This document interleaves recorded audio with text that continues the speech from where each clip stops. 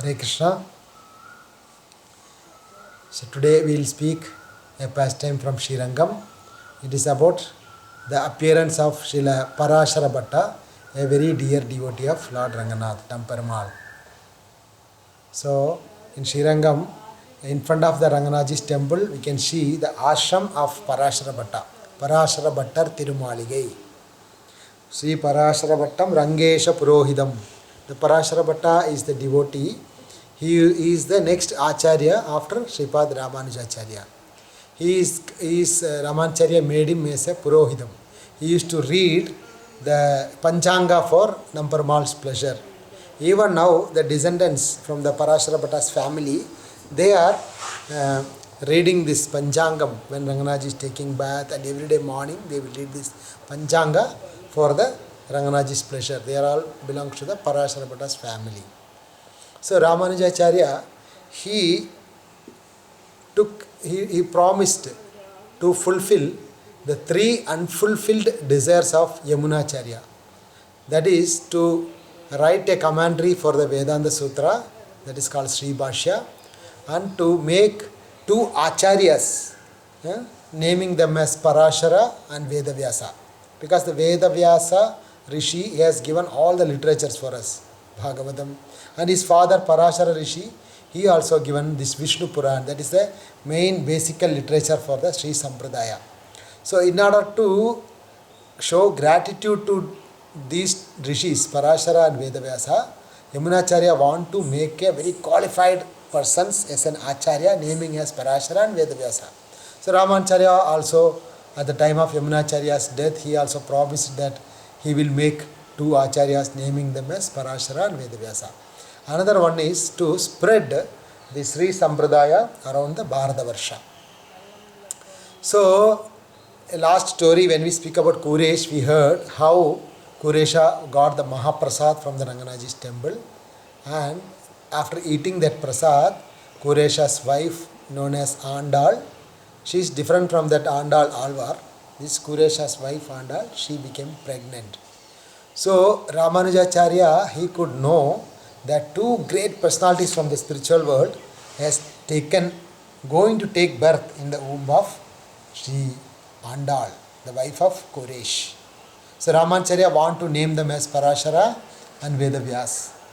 So the moment she became pregnant, Ramanacharya was meditating on that actually. Every day, even though he is a sannyas, he has nothing to do with the grahastha's dealings and all. But every day, Ramanacharya will ask to the family, ask to his disciple Yambar and others, whether Kuresha's wife delivered children, Every day he used to ask.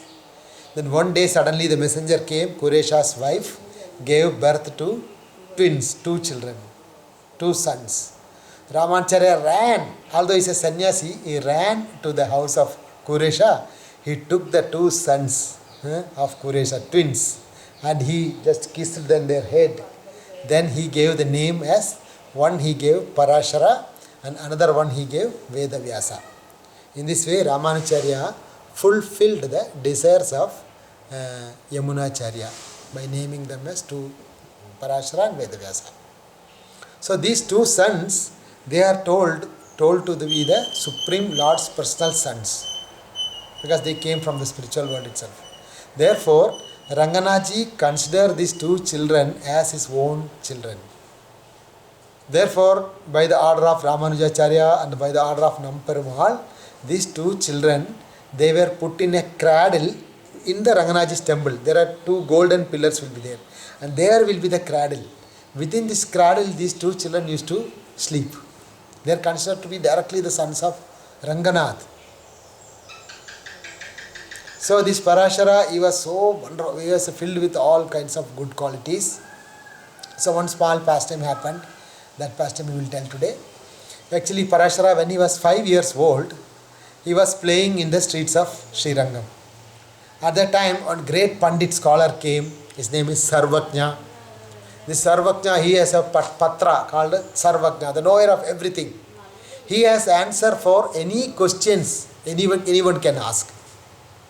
So this Sarvajna, he will go to one place to another and he will debate with the people, and those who are defeated, they have to pay tax to him. they have to become a servant of him, like that.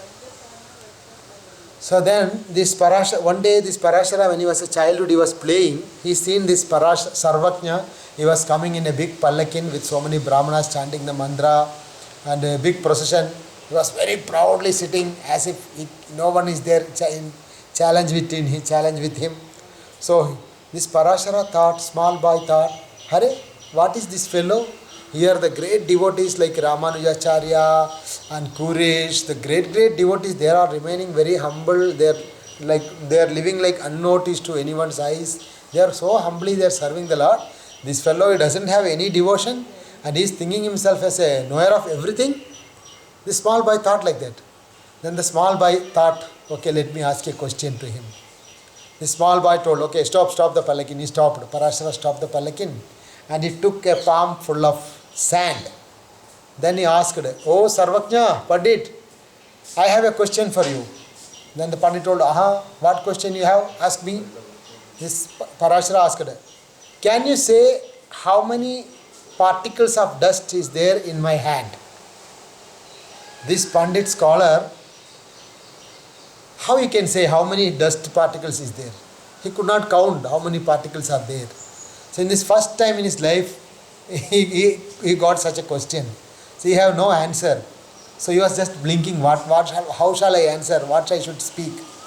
Then this Parashara said, Are, you don't know this also? Why can't you say one palm full of particles of sand? Then knowing the knowledge and the intelligence of this boy Parashara, Sarvajna got down from his palanquin. He offered his Dandavat Pranam to this Parashara. Then he told, you are the great son of the Kuresh. I have no way comparison to you.